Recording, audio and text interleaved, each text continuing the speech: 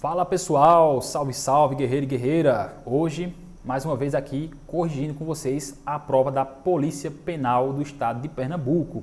Este que vos fala é o professor Silver Tuan e juntos aqui, nesse momento, iremos resolver a prova da Polícia Penal de Pernambuco, o simulado, que foi realizado aqui para vocês. E hoje, o tema que vai ser resolvido hoje, as questões, a bateria de questões será a respeito das legislações extravagantes, onde o edital de vocês versa sobre muitas leis extravagantes e é bom você ter o conhecimento de todas sem exceção, tá bom? Porque realmente é questão certa na tua prova. Vem o número da lei, então é questão certa na tua prova, tá bom? Então vamos lá, pessoal, sem delongas.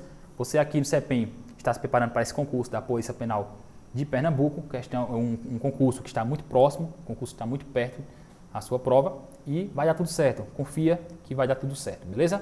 Vamos lá. Acompanha comigo aí no slide a questão de número 45 aí na tua prova.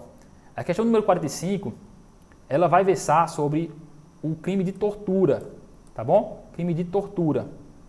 Então, assinale a opção correta. O que é que ele quer? A condenação por crime de tortura acarreta a perda do cargo, função e emprego público, mas não a interdição para o seu exercício. Falso, pessoal. Essa interdição existe e nós sabemos que o prazo é o dobro da pena. Por exemplo, se você é condenado a 3 anos pelo crime de 4 anos do crime de tortura, você ficará com a sua interdição na questão dos seus direitos para o exercício de cargos públicos, suspenso pelo prazo dobro, tá bom? Se você for condenado a 4 anos, ficará com seus direitos interditados por 8 anos, tá bom? Então você não poderá ter acesso a um cargo público durante 8 anos, que é o dobro da sua pena, beleza? Então vamos lá, voltando aqui, por isso que essa questão aqui, essa alternativa está errada. Não se aplica a lei de tortura se o fato definido como crime de tortura resultar a morte da vítima. Falso, pessoal. Inclusive, é um momento que agrava a pena, a tortura, quando, em consequência da tortura, a pessoa vem a falecer. Então, se aplica sim, mesmo que ocorra a morte da vítima, Não existe aqui, nesse momento aqui, o princípio da conjunção, que é onde um crime maior absorve um menor, tá bom? O condenado por crime previsto na lei de tortura inicia o cumprimento da pena em regime semiaberto ou fechado. Bom, está errado. Na lei fala crime fechado, regime fechado. Contudo, o STF disse que isso aqui é inconstitucional, tá bom? Se atenha para o comando da questão. Por quê? Porque o comando da questão vai ditar a regra do jogo. E nesse caso concreto aqui, ele fala de semiaberto e regime fechado. Está errado. Se viesse apenas de acordo com a legislação, estivesse regime fechado, aí estaria correto, porque de acordo com a legislação, o artigo ele não foi revogado. O artigo ele não foi retirado do papel ainda, do texto legal positivado. Então ainda, de acordo com a legislação, prevalece o que está ali na legislação. Contudo, há o entendimento do STF de que iniciar a pena no regime fechado, obrigatoriamente, isso aí é inconstitucional, tá bom? Então, nosso gabarito não é esse também, porque ele quer a questão correta. Vamos lá. Aquele que se omite em face de conduta tipificada no crime de tortura, tendo o dever de evitá-la ou apurá-la, é punido. Sim, porque o crime de tortura ele pode ser cometido na forma comissiva ou na forma omissiva. O que vai diferenciar aqui é o quê? É as penas. Então, aquela pessoa que comete o crime por omissão na tortura, ele vai responder com a mesma pena? Não. A pena dele, pessoal, ela é abreviada. Primeiro porque todos os crimes de tortura, eles são relacionados à reclusão. O regime que é aberto, fechado, aberto, semiaberto e fechado. Isso é reclusão. E no crime de tortura omissão ou omissiva, nesse caso concreto que nós estamos falando aí, não terá a mesma pena. Porque omissão é o único crime que tem a pena de detenção, tá bom? E a pena é mais breve, mais branda, tá bom? Então, não é a mesma pena, porque existe a tortura comissiva e a tortura omissiva. E ambas são condutas diferentes e também com penas diferentes, tá bom? Vamos lá. Então, só nos restou aqui a letra E, que é o nosso gabarito, mas vamos ler por desencargo de consciência. pratica crime de tortura à autoridade policial que constrange alguém mediante emprego de grave ameaça e causando-lhe sofrimento mental, com o fim de obter informação, declaração ou confissão da vítima ou de terceira pessoa. Pessoal, quando nós falamos sobre esse tipo de tortura, porque o que eu acredito que cai na sua prova vai vir, é a questão da tortura. Porque não só da tortura em si da lei, mas as modalidades que a lei traz. Então você tem que dominar tortura prova, tortura omissão, tortura castigo, tá bom? Então você tem que ter esse domínio. E eu separei para vocês aqui um pouquinho sobre essas torturas, esse tipo de tortura. Então você dá uma pausa, analisa e refresca a mente para a tua prova que está bem pertinho, beleza? Olha aí, voltando aqui, questão gabarito letra E, está aí a fundamentação de cada uma, aqui, no que diz respeito às alternativas. E aqui eu separei para você tortura prova, tortura crime, tortura discriminação e a tortura do preso ou pessoa sujeita a medida de segurança e a omissão, que foi também uma das nossas alternativas aí, beleza? O que prevaleceu agora foi a tortura prova, onde o agente ali, ele emprega violência ou grave ameaça, causando sofrimento físico ou mental, olha aí, físico ou mental, com o fim de obter informação, declaração ou confissão da vítima. Então é tortura o quê? Tortura prova, beleza? Ele quer uma prova a todo custo, que é ilegal. Vamos lá. Questão 46, pessoal, trata também da organização criminosa. Tema quente para a tua prova também, tá bom? Aposto muito em organização criminosa, em tortura. Assinala a alternativa correta, ele quer a correta. Com base na Lei 2.850 de 2013.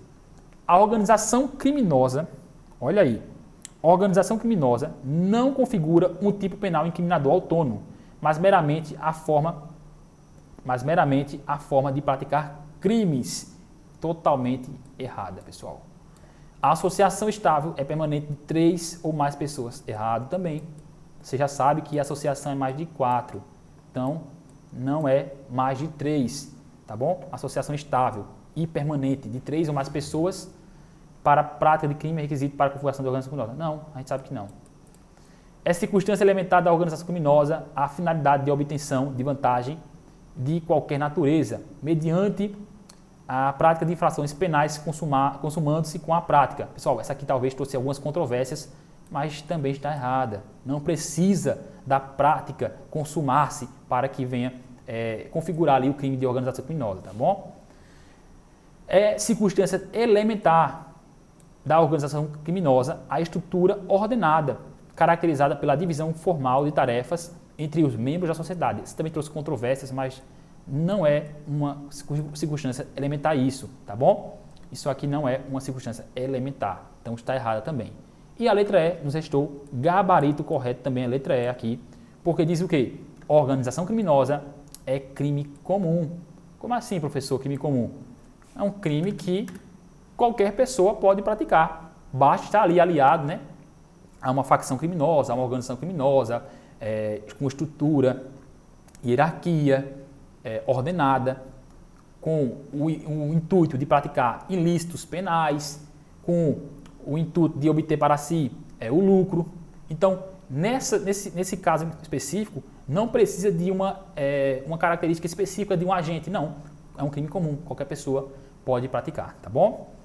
Então aí diz, não exigindo qualidade ou condição especial do agente, tá bom? Crime comum. Mas terá pena aumentada se houver concurso de funcionário, sim, e a organização valer-se dessa condição para a prática de infrações penais, tá bom?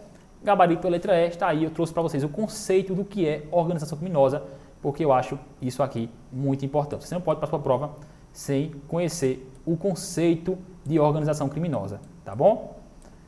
OBS, porque eu acho muito importante essa observação aqui que eu estou dando a vocês. Considera-se organização criminosa a associação de 4, olha aí o peguinha, 4 ou mais pessoas, estruturalmente ordenada e caracterizada pela divisão de tarefas, ainda que informalmente, olha aí, com o objetivo de obter, direto ou indiretamente, vantagem de qualquer natureza. É a vantagem econômica, patrimonial, qualquer natureza, mediante a prática de infrações penais, cujas penas sejam superiores a 4 anos, tá bom? 4 anos, ou que sejam de caráter transnacional. Então, gabarito letra E, Questão 47 diz assim: considere o disposto na Lei 11.343, quando fala a respeito aí da lei de drogas. Vamos lá. Lei de drogas, tratando aí da sua prova. Em processo de tráfico internacional de drogas, basta a primariedade para a aplicação da redução de pena? Não basta a primariedade. Existem requisitos ali para que venha configurar esta redução. Existem requisitos ali para que venha se enquadrar num, por exemplo, tráfico privilegiado. Não é necessariamente ter somente a primariedade. Letra B. Dado o intuito da delação premiada previsto nessa lei, ao acusado colaborar voluntariamente, sim, tem que ser voluntariamente, com a investigação policial, podem ser concedidos benefícios. Correto. Isso acontece tanto na lei de drogas, como também na lei de organização criminosa, entre outras. Como também benefícios da redução de pena, do perdão judicial ou da aplicação do regime penitenciário mais brando. O perdão não, tá bom? O perdão não. Tem até leis que permitem sim o perdão judicial, mas na droga não. É vedada a autoridade policial, a destituição não é vedada, a destituição tem que ser feita pelo delegado de polícia. Tá bom? Para a configuração da transnacionalidade do delito de tráfico de entorpecente ou de drogas, não é isso? Não se exige a efetiva transposição de fronteiras, nem efetiva coautoria ou participação de agentes de estados diversos. Pessoal, essa aqui é o nosso gabarito, né? Prova complexa, essa parte aqui de drogas, mas esse é o nosso gabarito correto, porque é uma súmula do Superior Tribunal de Justiça, tá bom? O crime de associação para o tráfico se consuma com a mera união de envolvidos, ainda que de forma individual e ocasional? Falso também, tá bom? Gabarito letra D da nossa questão, está aí uma fundamentação para vocês, estão aí a súmula do Superior Tribunal de Justiça, bem interessante isso aqui. Olha o que diz: para a incidência de majoritante previsto no artigo 40, inciso 5 da Lei de Drogas, é desnecessária a efetiva transposição de fronteiras entre estados da federação, sendo suficiente a demonstração inequívoca da intenção de realizar o tráfico interestadual. E aí estão as outras fundamentações para vocês analisarem, beleza? Vamos lá, pessoal. Questão 48. E aí, como é que está sendo a tua correção? Como é que está sendo aí a questão de corrigir a legislação extravagante? Cara, não veio tão pesada, mas é aquela coisa, tem que estudar. Se não ler a letra da lei ou fazer questões, dificilmente a pessoa vai conseguir vencer essas questões, tá bom? Então, vamos lá, continuar aqui, está acabando. Ainda sobre lei de drogas, olha o que diz: Vantuir e Lúcio cometeram, em momentos distintos e sem associação, crimes previstos na lei de drogas. No momento da ação, Vantuir, em razão de dependência química e de estar sob influência de entorpecentes, era inteiramente incapaz. Veja, ele era inteiramente incapaz. Por quê? Porque ele estava na dependência química e sob a influência de entorpecentes. Ele estava inteiramente incapaz de entender o caráter ilícito do fato. Lúcio, ao agir, estava sob efeito de droga. Mas por que ele estava sob efeito de droga? Porque foi proveniente de um caso fortuito, sendo também incapaz de entender o caráter ilícito do fato. Então ambos estavam aqui isentos de culpabilidade. As pessoas que estão aí sobre uma questão de doenças patológicas, uma pessoa aí que ocorreu um fato proveniente de caso fortuito, força maior. Então, nesse esquisito aí, o que é que vai ser isento deles? A culpabilidade. E se o fato é típico, ilícito e culpável, é crime. Teoria tripartite do Código Penal. Se você retira um desses elementares aí do crime, o tripé do crime, se você retirar apenas um deles, aquela questão, aquele caso concreto, ele deixa de ser crime. Então, para que seja crime, isso aqui é penal. Mas para que seja crime, tem que ser fato típico, ilícito e culpável. Basta retirar apenas um deles, que deixará de ser crime, tá bom? Então, vamos lá, pessoal, voltando aqui para a nossa questão. Os dois estão aí sem reações, sem conhecer o fato que estavam cometendo. Nessa situação hipotética, qualquer que tenha sido a infração penal praticada, qual é o nosso gabarito? Então, o nosso gabarito é a letra C, porque Lúcio e Vantuir serão isentos de pena, tá bom? É uma questão aí que vai caber recurso, claro, mas dificilmente vai ser acatado o recurso, porque tem aí doutrina e tem também as teorias bem tranquilas aí de se entender. Contudo, há controvérsias, beleza? Olha aí nosso gabarito. Os entorpecentes isenta de pena em razão de dependência ou caso for tutor força maior, se era inteiramente incapaz de entender a ilicitude. E o artigo 45 da Lei de Drogas fala o seguinte: é isento de pena o agente que, em razão da dependência, olha aí, umas doenças patológicas, né, ou sob efeito proveniente de caso fortuito, que foi o caso, né, ou força maior, de droga era ao tempo da ação ou omissão, qualquer que tenha sido a infração, praticada inteiramente incapaz. Eles eram inteiramente incapazes, tá bom? De entender o caráter ilícito do fato ou de determinar-se de acordo com esse entendimento. E aí tem um resuminho sobre a embriaguez e também do uso de entorpecentes. Vamos lá, continuando aí, o gabarito foi letra C. Questão 49, acredito que seja a última questão. Aí, se não for a última, é a penúltima, mas é a última parece. Questão 49. Em caso de membro do Poder Legislativo eleito para o mandato legislativo praticar conduta descrita em lei como abuso de autoridade, olha aí, em caso de membro do Poder Legislativo eleito para mandato legislativo praticar conduta descrita em lei de abuso, pratica conduta, esse erro aqui não existe, pratica conduta descrita em lei como abuso de autoridade. Então, ele quer saber, pessoal, que a lei de abuso de autoridade, ela alcança quem?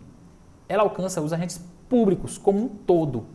Então, tem algumas peculiaridades dessa legislação aqui, que é uma legislação nova, poucas questões existem, mas entenda primeiro, para você matar algumas questões. Todos os crimes são de ação penal pública incondicionada. Quando fala em aplicação da lei de abuso de autoridade, ela alcança todos os agentes públicos do Brasil, inúmeros agentes públicos, porque ela elenca ali um rol e dentre esses rols ela diz assim, entre outros, porque então alcança muitas pessoas, todas as pessoas ali que exercem cargos públicos poderão incidir sobre a lei de abuso de autoridade. Outra elementar também da lei de abuso de autoridade é que todos os crimes são de detenção. E também só são dois tipos de penas. Detenção é de detenção de 6 meses a 2 anos e tem outro tipo de detenção que é detenção de 1 ano a 4 anos. E todos os crimes possuem multa. Então, por aí você já mata muitas questões só em saber disso, tá bom? Então, olha aí qual é o nosso gabarito. O nosso gabarito, pessoal, é a letra C, porque diz assim: o parlamentar estará sujeito aos ditames da lei de abuso de autoridade, como qualquer outro servidor. Sim, o parlamentar, membro do Poder Legislativo, ele também é alcançado pela lei de abuso de autoridade, tá bom? Olha aqui, a conduta do sujeito não poderá ser enquadrada na lei de abuso de autoridade, porquanto esta alcança apenas servidor público. Não alcança apenas servidor público, mas alcança agente público como um todo, tá bom? O sujeito poderá ser enquadrado na lei de abuso de autoridade mediante requisição do Ministério da Justiça? Não, não necessariamente. O sujeito não se submete à lei de abuso de autoridade, aqui porque ela é ação pública incondicionada, tá bom? Aqui ela é pública incondicionada. O sujeito não se submete à lei de abuso de autoridade em razão de prerrogativa de função? Negativo. Essa prerrogativa não tem nada a ver em você se excusar de responder pelo crime de abuso de autoridade como membro do Poder Legislativo, tá bom? Parlamentar. O parlamentar estará sujeito à lei de abuso de autoridade, certo? Desde que haja representação do ofendido? Não, porque a ação é incondicionada. Então, nosso gabarito, letra C, tá aí, pessoal. Membros do Poder Legislativo, Executivo, Judiciário, MP, tribunais, servidores públicos militares, pessoas aí desequiparadas, todos estão enquadrados nessa lei de abuso de autoridade, tá bom? Reputa-se agente público, aqui o conceito, futuramente, o que é um agente público? Você vai entender o que é aqui, futuramente você vai se enquadrar aqui. Um agente público, para efeito da lei, todo aquele que exerce ainda que transitoriamente ou sem remuneração por eleição, nomeação, designação ou contratação ou qualquer outra forma de investidura ou vínculo, mandato, cargo, emprego ou função em órgão ou entidade abrangidos pelo caput desse artigo, beleza? Vou ficando por aqui, deixo para a sua meditação aí, ó, Lucas 1,37, porque para Deus nada é impossível, Filipenses 4,13, posso todas as coisas naquele que me fortalece, beleza? Então, fica aí para a sua meditação, confia, acredita que vai dar certo. Essa foi a correção das legislações extravagantes, beleza? Tamo junto, forte abraço.